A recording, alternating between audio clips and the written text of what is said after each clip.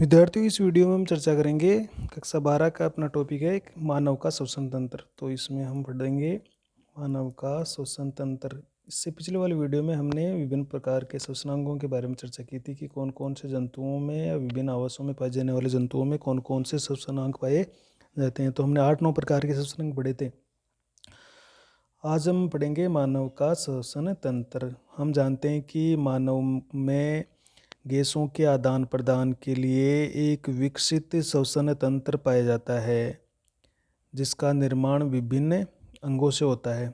तो हमारे मानव में अपन बात करें तो जो मुख्य श्वसनांग होते हैं हमारे फेफड़े, जिनको हम लंग्स कहते हैं, और बाकी इसमें होते हैं सहायक श्वसनांग। तो सहायक श्वसनांग तो हमारा श्वसन तंत्र है वो मुख्य रूप से फेफड़े और सहायक श्वसन अंगों से बना होता है। अब इसमें ये सहायक श्वसनांग कौन कौन से होते हैं तो वो अपन देखते हैं। तो अगर अपन एक मनुष्य श्वसनांग की बात करें तो हम इस तरह से अपन इसको देखें तो हमारे अंदर की सबसे बाहर की तरफ जो बाह्य श्वसन अंग है वो होते हैं हमारे नासा द्वार। तो हमारे नाक के अंदर 2 नासा द्वार पाए जाते हैं, और ये जैसे हमारी मुख की गुहा हो गई, ये आंतरिक नासा गुहा हो गई, और इस तरह से ये हमारी श्वास नली हो गई। तो हम अगर इसके अंगों की बात करें तो सबसे पहले देखिए ये होते हैं नासा द्वार, जो कि बाह्य नासा द्वार होते हैं। इनको हम नोस्ट्रिल भी बोलते हैं। ये 2 नासा द्वार, एक कार्टिलेज और एक नेजल बोन होती है, नेजल अस्थि, उसके द्वारा 2 भागों में आगे की तरफ कार्टिलेज होता है, पीछे की तरफ थोड़े ऊपर की तरफ नेजल बोन पाई जाती है। उससे दोनों जो बाह्य नासा द्वार है, नोस्ट्रिल है, वो अलग अलग रहते हैं।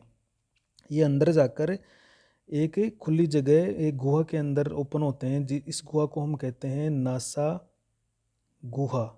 इस गुहा को कहेंगे नासा गुहा, या इसको कहेंगे हम नेजल केविटी। ये नेजल केविटी आगे जाकर ग्रसनी के एक भाग में खुलती है, जिसको हम कहते हैं नासा ग्रसनी। ये नासा ग्रसनी है, ये है नासा ग्रसनी। नासा ग्रसनी ये जैसे ये एक सम्मिलित पोर्शन है, एक कॉमन पोर्शन है जिसको हम ग्रसनी कहते हैं, फेरिंग्स। इस फेरिंग का एक भाग मुख की तरफ खुलता है, एक तरफ हमारे आंतरिक नासिका की तरफ खुलता है, और एक हमारा श्वास नली और भोजन नली की तरफ खुलता है। तो इसके 3 रास्ते होते हैं ग्रसनी के। तो जो ये अपने आंतरिक नासा छिद्रों की ओर खुल रहा है उसको नासा ग्रसनी कह रहे हैं, मुख की ओर खुलता है उसको ओरो फेरिंग या मुख ग्रसनी कहते हैं, और हमारे जो श्वास नली भोजन नली की तरफ खुलता है उसको कंठ ग्रसनी या लेरिंगो फेरिंग्स कहते हैं, जो श्वास नली की तरफ खुलता है। तो 3 रास्ते हो गए। तो बाह्य नासा द्वार हो गए, नासा गुहा हो गए, नासा गुहा खुलती है नासा ग्रसनी में, और नासा ग्रसनी का रिलेशन होता है हमारी श्वास नली से, और श्वास नली आगे जाकर हम 2 भागों में बढ़ती है, श्वसनी, और ये होते हैं हमारे 2 फेफड़े, लंग्स, फेफड़े। तो इस तरह से हमारे कौन कौन से श्वसनांग हो गए।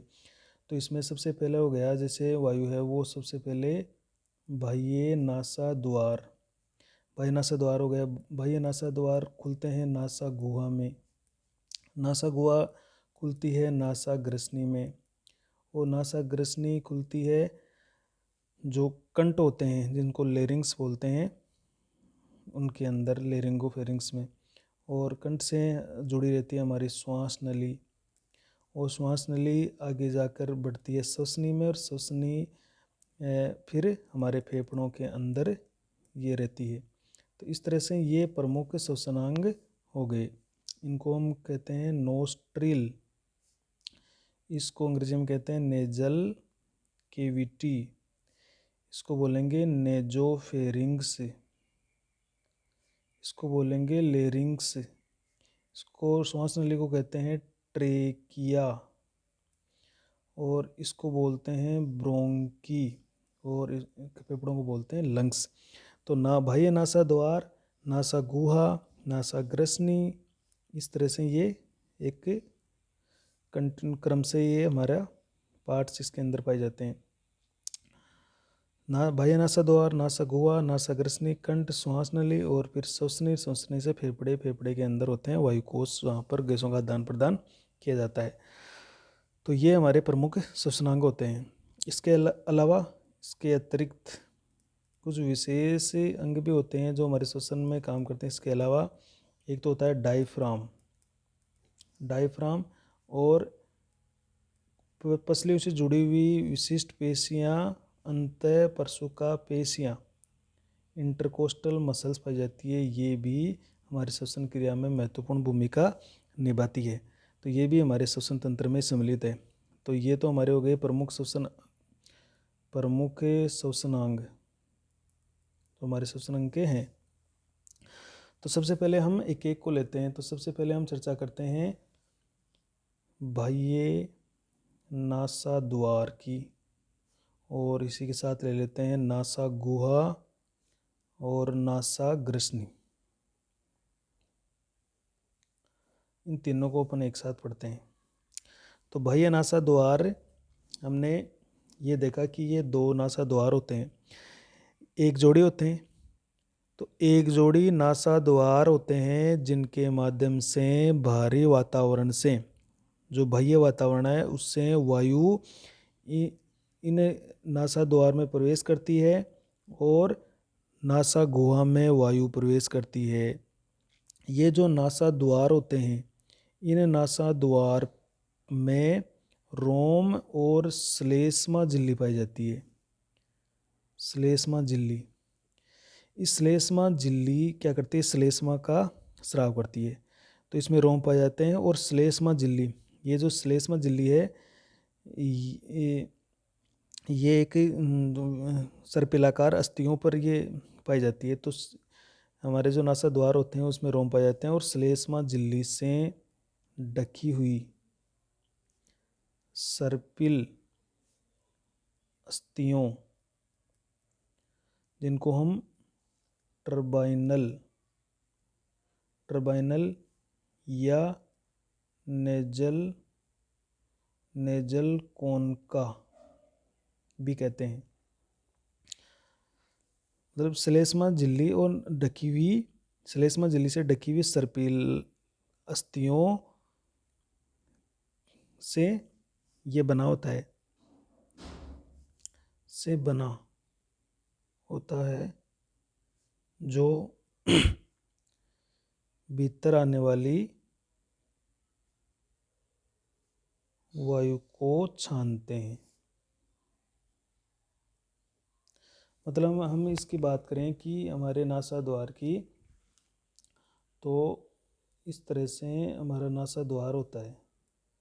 तो इसके अंदर क्या होती है, ये जो दो नासा द्वार होते हैं ये इस तरह से अंदर की तरफ सर्पिलाकार यहाँ पर होते हैं रोम, और इसमें सर्पिलाकार ये अस्थि पाई जाती है मुख्यतः।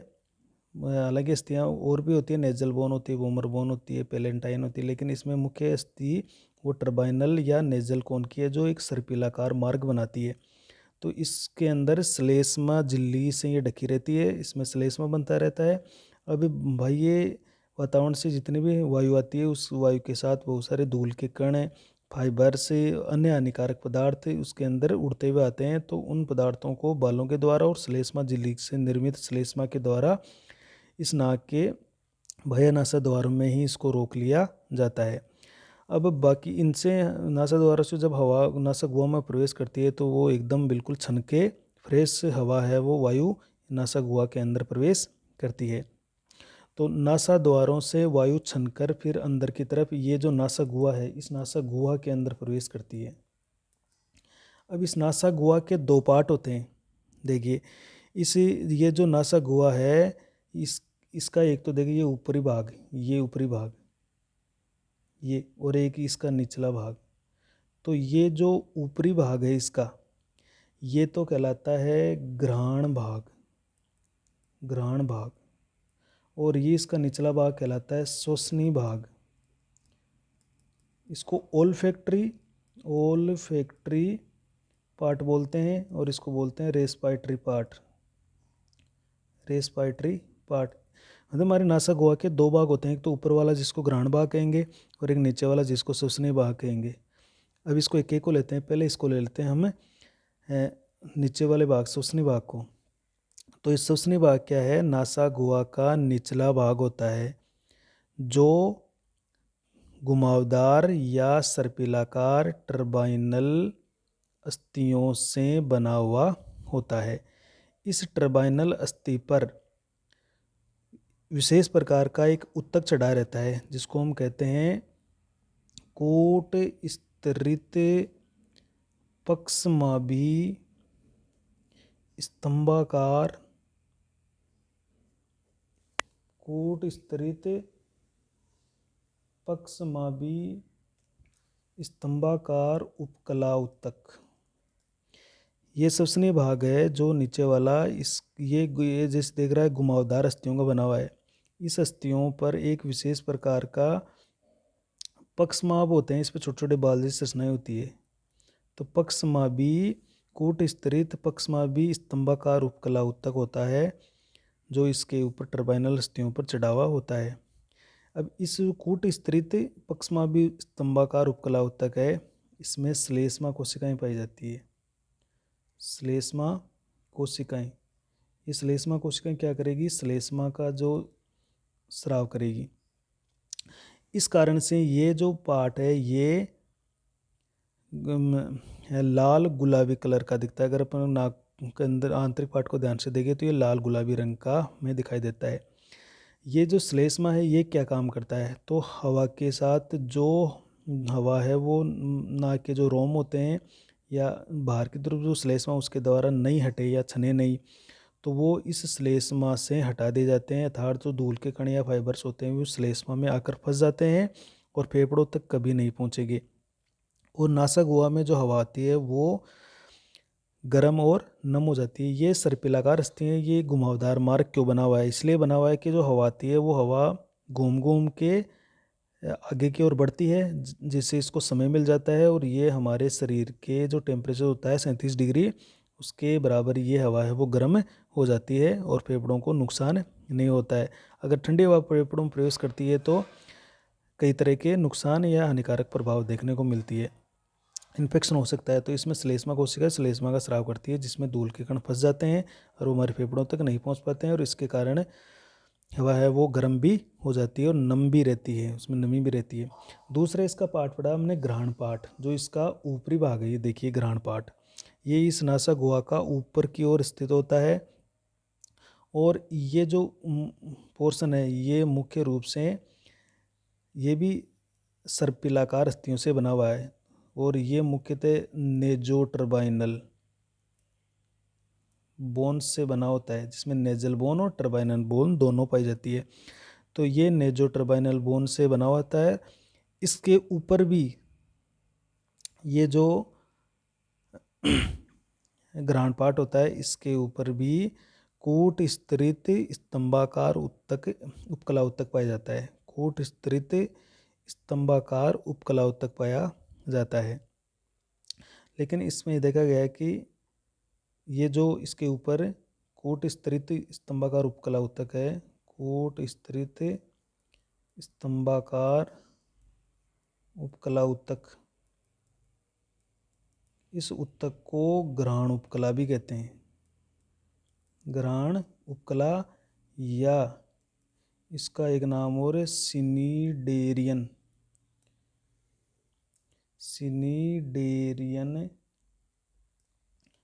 कला कहते हैं। इसके जो ऊपरी पार्ट है घ्राण पार्ट, इसमें कूट स्तरित स्तंभाकार उपकला उत्तक होते हैं। इसे घ्राण उपकला भी कहते हैं। घ्राण का मतलब होता है सूंघना या गंध का ज्ञान करवाना, या इसको सिनीडेरियन कला भी कहते हैं।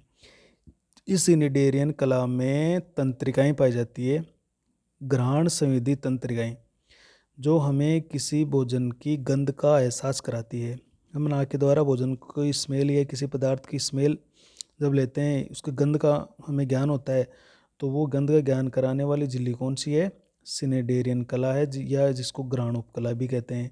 इसके अंदर तंत्रिकाएं पाई जाती है और वो तंत्रिकाएं गंध की संवेदनाओं को मस्तिष्क तक लेके जाती है और मस्तिष्क में जो गंध केंद्र होता है उससे हमें गंध का एहसास होता है। तो इस तरह से जब हम देखते हैं कि जब जुकाम लग जाती है तो हमें गंध का एहसास क्यों नहीं होता है, तो उसका कारण ये है कि जब जुकाम लगती है या ठंडी हवा नाक में प्रवेश करती है तो संक्रमण होता है, और उस वायरस संक्रमण के कारण ये जो ग्रहण उपकला है, स्नेडरियन कला है, इसमें सूजन आ जाती है।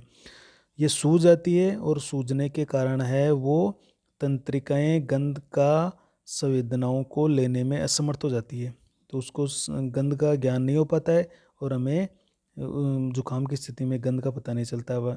और दूसरी बात ये होती है कि जो श्लेष्मा कोशिकाएं होती है वो श्लेष्मा ज़्यादा बनाने लगती है जुकाम की स्थिति में, तो नाकों से हैं वो बार बार श्लेष्मा बाहर निकलता रहता है। तो ये संक्रमण की स्थिति में होता है। स्नेडरियन कला के सूजने से हमें गंध का एहसास नहीं होगा और अधिक श्लेष्मा बनने से श्लेष्मा वो नाकों से बाहर आता रहेगा। अब ये जो आंतरिक, हमने कहा कि ये जो आंतरिक पोर्शन है, जैसे ये हमारा मुख है तो ये श्वास नली है, तो इसका जो आंतरिक नासा द्वार है, ये नासा द्वार जाकर इस नेजोफेरिंक्स के अंदर ओपन होते हैं। तो यहाँ पर एक संरचना होती है यूला।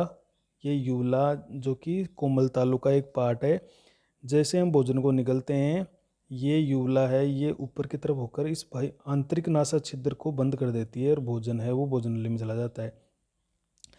जब ये नासा, ये जो आंतरिक छिद्र है, ये यूला इसको वापस ओपन करता है तो हवा है वो हमारे श्वास नली के अंदर प्रवेश करती है। तो ये यूला आंतरिक नासा छिद्रों को ढकता है और खोलता है। तो इस तरह से ये हमारा जो ग्रसनी में ये क्रियाविधि होती रहती है। तो आज हमने नासा द्वार, नासा गुहा और नासा ग्रसनी, ये पोर्शन है नासा ग्रसनी, इसके बारे में पढ़ा है। तो नासा गुहा में जब हवा गर्म हो जाती है शरीर के टेम्परेचर के बराबर और नम हो जाती है तो फिर ये नासा ग्रसनी में प्रवेश करती है और नासा ग्रसनी से होते हुए ये हमारे श्वास नली में प्रवेश करती है। सबसे इम्पोर्टेंट बात है यहाँ पर नासा गुहा, और नासा गुहा है उसके क्या क्या कार्य हैं, ये इम्पोर्टेंट बात आती है। तो ये नासा गुहा में एक तो इसका इम्पोर्टेंट काम है ये है कि ये वायु को नम और ठंडा करती है। हमें जब सूखी या शुष्क या गर्म वायु होती है, तो जैसे गर्मियों में लू चलती है तो ज़्यादा गर्म हवा भी अंदर की तरफ हानिकारक हो सकती है। तो जो शुष्क और जो गर्म हवा होती है उसको ठंडा किया जाता है, वरना क्या होगा, गर्म वायु है वो हमारी एल्वियोलाई जो कुपिकाएँ होती है उसको नष्ट कर सकती है। तो गर्मियों के दिनों में नासा गुहा बाहर से आने वाली हवा को नम बनाती है और उसको ठंडा करने का भी काम करती है। सर्दियों में क्या होता है, सर्दियों में ये वायु को गर्म करती है। तो सर्दियों में इसका दूसरा काम ये हो गया कि सर्दियों में जब ठंडी हवा नासा गुहा में प्रवेश करती है तो उसको गर्म किया जाता है। यदि ठंडी हवा फेफड़ों में प्रवेश कर जाती है तो जो फेफड़ों के अंदर जो रक्त केशिकाएँ होती है उनका रक्त केशिकाओं का रक्त जम सकता है और फेफड़े कार्य करना बंद कर सकते हैं, उनमें इन्फेक्शन हो सकता है। तो ठंडी हवा को फेफड़ों में जाने से रोकने के लिए नासा गुहा में पहले ही हवा को शरीर के टेम्परेचर के बराबर गर्म कर लिया जाता है, फिर ही उसको आगे भेजा जाता है। इसको गर्म करने के लिए तो ये सर्पिलाकार मार्ग बना हुआ है। इस सर्पिलाकार मार्ग में हवा है वो घूमती रहती है और इसको इतना समय मिल जाता है कि ये शरीर के बराबर गर्म हो जाती है। तीसरा काम है रोगाणुनाशक का भी काम करती है हमारी नासा गुहा।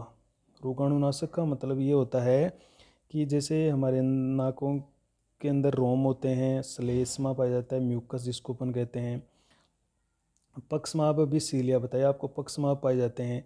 तो ये क्या करते हैं, रोम, श्लेष्मा और पक्षमाभ, जिसको हम कह रहे हैं हेयर, म्यूकस और सीलिया, ये हेयर, म्यूकस और सीलिया क्या करते हैं, जो वायु के साथ जितने भी रोगाणु आते हैं, धूल के कण आते हैं या अन्य कोई तंतु आते हैं तो उनको फेफड़ों में जाने से रोकते हैं और उनको बाहर ही रोक लेते हैं और समय समय पर उनको बाह्य नासा छिद्रों के द्वारा बाहर निकाल दिया जाता है।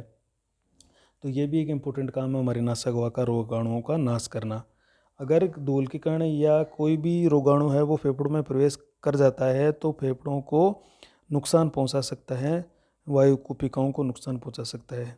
तो ये हमारे लिए एक उपयोगी और फेफड़ों के लिए बेनिफिशरी स्ट्रक्चर होती है रोम, श्लेष्मा और पक्षवाम, जो कि रोगाणु से सुरक्षा करती है और वायु को छानने में मदद करती है। एक इसका इम्पोर्टेंट काम है वायु को छानना, छानना या इसको क्लीनिंग या फिल्ट्रेशन कहेंगे। तो वायु जब आती है तो हम देखते हैं कि वायु में बहुत सारे धूल के कण होते हैं, धुएं के कण भी होती हैं, गर्द होते हैं, पौधों के छोटे छोटे परागकण पाए जाते हैं, बहुत छोटे छोटे बीजाणु पाए जाते हैं, और भी कई सारे तंतु हवा में उड़ते रहते हैं। वो तंतु हवा के साथ हमारे नाक में प्रवेश कर जाते हैं। तो उन सभी को बाहर रोकने के लिए हमारे जो नासा गुहा में रोम, श्लेष्मा और पक्षमाभ है, ये उस हवा को छानने का काम करते हैं, और हवा को छान कर ही जो फ्रेश हवा है वो फेफड़ों में आगे भेजी जाती है। तो ये हमारे नासा गुहा के प्रमुख कार्य हो गए। नेक्स्ट हम लेरिंग्स के बारे में चर्चा करेंगे, और जो हमारी श्वास नली है आगे इसके आगे चर्चा करेंगे। तो पहले हमें आज के लिए हमें नासा गुहा के बारे में ही पढ़ेंगे। तो इसको आप देख लीजिए, ये हमारे नासा गुहा के दो पार्ट हो गए, ऊपरी भाग ग्रहण भाग और श्वसनी पार्ट, और ये हमारे प्रमुख श्वसन अंग हो जाते हैं। अभी अपने जिन विद्यार्थियों ने अपने चैनल को सब्सक्राइब नहीं किया वो सब्सक्राइब करके बेल आइकन को प्रेस करें।